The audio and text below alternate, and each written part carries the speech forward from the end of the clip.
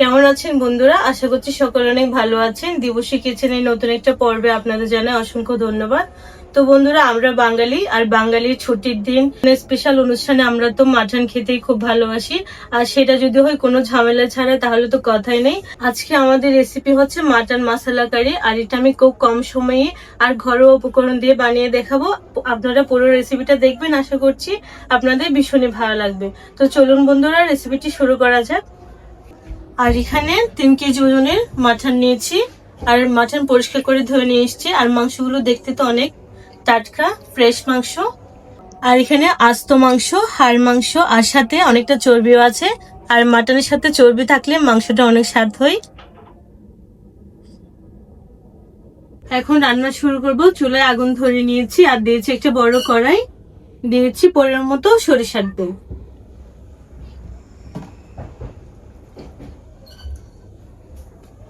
আজকে আমার সাথে আমার মেয়েও হেল্প করবে। মাকে প্লেটটা দাও। তেল গরম হয়ে গেছে, দিয়ে দিচ্ছি গোটা গরম মশলা, তেজপাতা, দারুচিনি, শুকনো মরিচ, সাথে জিরে। 3 কেজি মাটনের জন্য এদিকে আমি 1 কেজি পেঁয়াজ নিয়েছি। প্রথমে তেলে দিয়ে দিব পেঁয়াজ কুচি।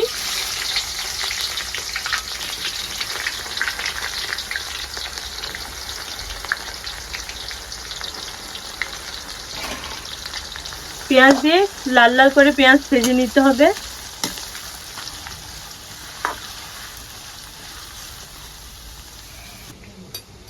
পেঁয়াজ ভাজতে তো অনেক সময় লাগবে। আর দিয়ে দেবো এখন একটু লবণ, আর লবণ দিলে খুব তাড়াতাড়ি পেঁয়াজ নরম হয়ে যাবে। বেশি না, খুব সামান্য।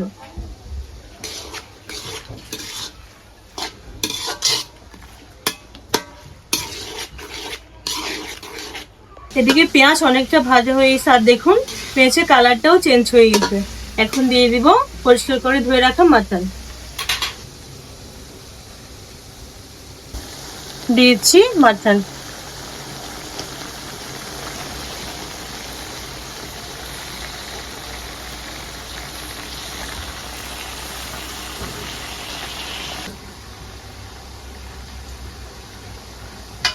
আজকে সবারই পছন্দের পিস আছে এখানে।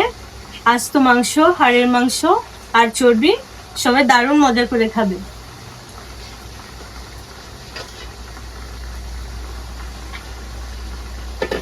আজকে তো আমি কষা মাংস রান্না করতেছি, আর এটা রান্না করা খুবই সহজ। যারা ঝামেলা পছন্দ করেন না, তাদের জন্য আজকে রেসিপিটা একদম সুন্দর হবে।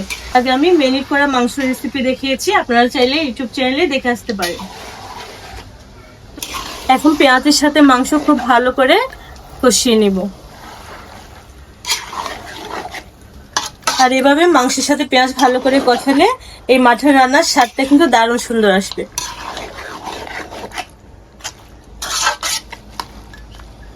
আর এই পর্যায়ে ঢাকা দেওয়ার কোনো প্রয়োজন নেই, ঢাকা ছাড়াই ভালো করে কষিয়ে নিতে হবে। মাটন তো প্রায় অনেকক্ষণ কষিয়ে নিয়েছি, আর এদিকে আমাদের পেঁয়াজ থেকে অনেকটা পানি ছেড়ে দিয়েছে।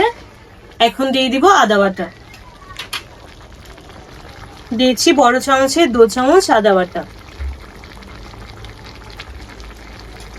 আদা বাটা দিয়ে মাংসের সাথে খুব ভালো করে মিশিয়ে দিব। আর এই পর্যায়ে অন্য কোনো মশলা দিব না, আদা বাটা দিয়ে আরো কিছুক্ষণ কষিয়ে নিব। রান্নাটা অনেক সহজ, কোন সময় কোনটা লাগবে এটা হচ্ছে আসল প্রসেস। আর এইভাবে রান্না করলে মাটনের স্বাদটা কিন্তু দ্বিগুণ সুন্দর আসবে। আদা বাটা দিয়ে তো প্রায় অনেকক্ষণ কষিয়ে নিয়েছি, আর আদা বাটা দিয়ে কষানো হলে মাংস অনেকটা নরম হয়ে যায়। আর দেখুন কালারটাও চেঞ্জ হয়ে গেছে। এখন দিয়ে দিব টমেটো। দিয়েছি টমেটো কুচি, আপনারা চাইলে টমেটো পেস্টও দিতে পারেন। এবার ভালো করে মিশিয়ে নিব। আর মাটন যত সময় ধরে রান্না করা হয়, মাটনের স্বাদ কিন্তু ততই বাড়ে।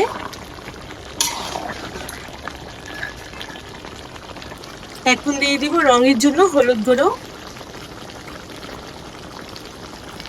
সাথে দিয়ে দিব শুকনো মরিচ বাটা। এদিকে আমি শুকনো মরিচ বেছে নিয়েছি, দিয়ে দিব পরিমাণ মতো। আর শুকনো মরিচ বাটা দিলে মাংসের কালারটা খুব সুন্দর আসে। এবার মশলা ভালো করে মাংসের সাথে মিশিয়ে নেব। আর দেখুন বন্ধুরা, আস্তে আস্তে আমাদের মাংসের সুন্দর কালারটা কিন্তু চলে আসছে। ঝালের জন্য দিয়েছি সামান্য গোলমরিচ গুঁড়ো। সবকিছু ভালো করে মিশিয়ে নিব।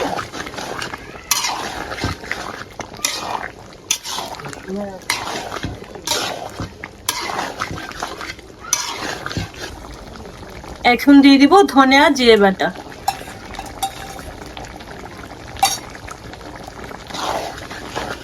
আর এই পর্যায়ে এক একটা মশলা দিয়ে ভালো করে কষিয়ে নিতে হবে।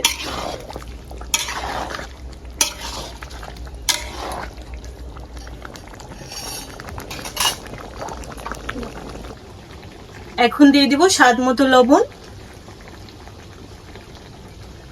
লবণ শেষে দেওয়ার কারণ হচ্ছে প্রথমে মাংস থেকে অনেকটা পানি ছেড়ে দেয়, এই পানিটা শুকিয়ে যাওয়ার পর লবণ দিলে মাংস খেতে দারুণ লাগে। এবার সবকিছু ভালো করে মিশিয়ে নেব। আর এই পর্যায়ে আমাদের মাংস প্রায় 50% হয়ে গেছে। এখন দিয়ে দিব ফেটিয়ে রাখা টক দই। আর টক দই দেওয়ার সময় চুলার আঁচটা কমিয়ে রাখতে হবে, নাহলে টক দই ফেটে গেলে সুন্দর লাগবে না।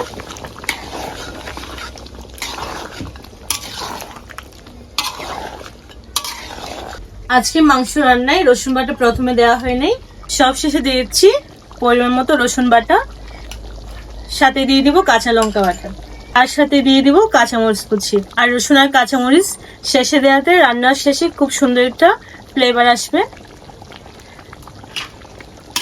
এবার সবকিছু ভালো করে মাংসের সাথে মিশিয়ে নিব।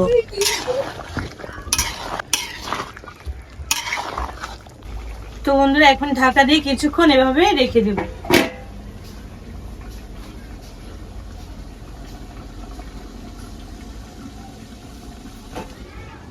ঢাকা দিয়ে তো অনেকক্ষণ রেখেছি, আর দেখুন মাংস খুব সুন্দর কষানো হয়েছে, আর মাংস থেকে খুব সুন্দর তেলও ছেড়ে দিয়েছে। এখন দিয়ে দিব পরিমাণ মতো পানি। মাংস তো প্রায় অর্ধেক হয়ে গেছে, দিয়ে দেবো সামান্য পানি।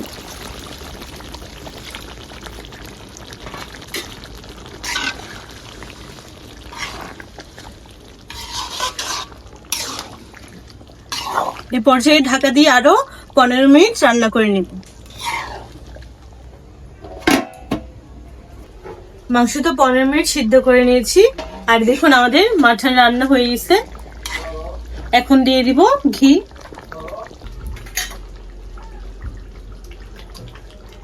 দিয়ে দিব 1 চামচ ঘি।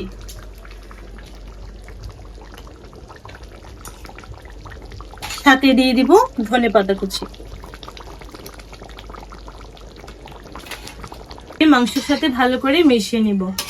তো বন্ধুরা আমাদের মাটন রান্না হয়ে গেল, আর খুব সহজে বানিয়েছি। আর দেখুন দেখতে তো দারুণ লাগছে।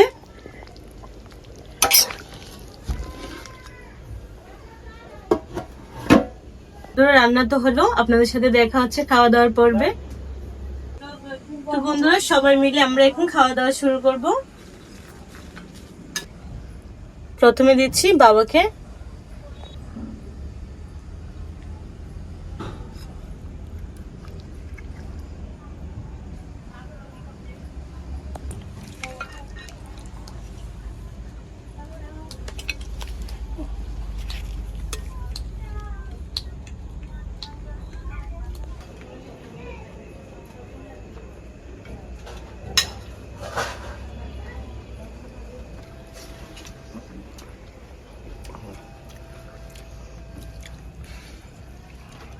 খুব সাতাশে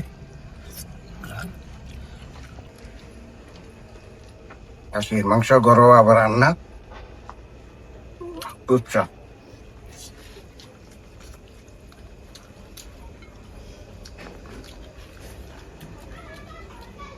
দেখুন বন্ধুরা, খাসির মাংসের মজাটা হচ্ছে এই যে এই নরম একদম গলে গেছে। খুব মজা। মাংস যত নরম হয় তত স্বাদ লাগে। মাংস যত নরম হবে তত স্বাদটা তার দ্বিগুণ হয়।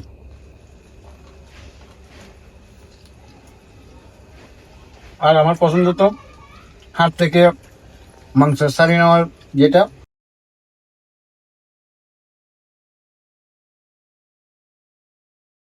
মাটন তো আমার খুবই বরাবরই পছন্দের একটা মাংস, আর সেটা যদি রান্না করে আমার মা, তাহলে সেটার স্বাদের কোনো তুলনাই হবে না।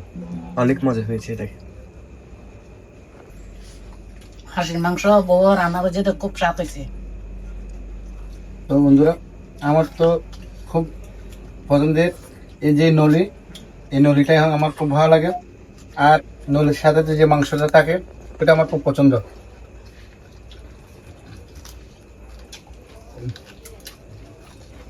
খুব মজা, খুব মজা হয়েছে। তো বাচ্চারা খাসির মাংস আজকে কেমন হয়েছে? ভালো হয়েছে। খুব ভালো হয়েছে। তো বন্ধুরা, আজকে পুরো রেসিপিটা আপনারা দেখেছেন। মাটন মশলা কারি কেমন লেগেছে অবশ্যই কমেন্টে জানাতে ভুলবেন না। আর বন্ধুরা, আপনারা বাড়িতে এভাবে বানিয়ে খাবেন, আশা করছি আপনাদেরও অনেক ভালো লাগবে। তো দেখা হচ্ছে নতুন নতুন রেসিপিতে। সবাই ভালো থাকবেন, সুস্থ থাকবেন, আর আমার চ্যানেলটি সাবস্ক্রাইব করে আমার পাশে থাকবেন। Bye bye. Bye bye.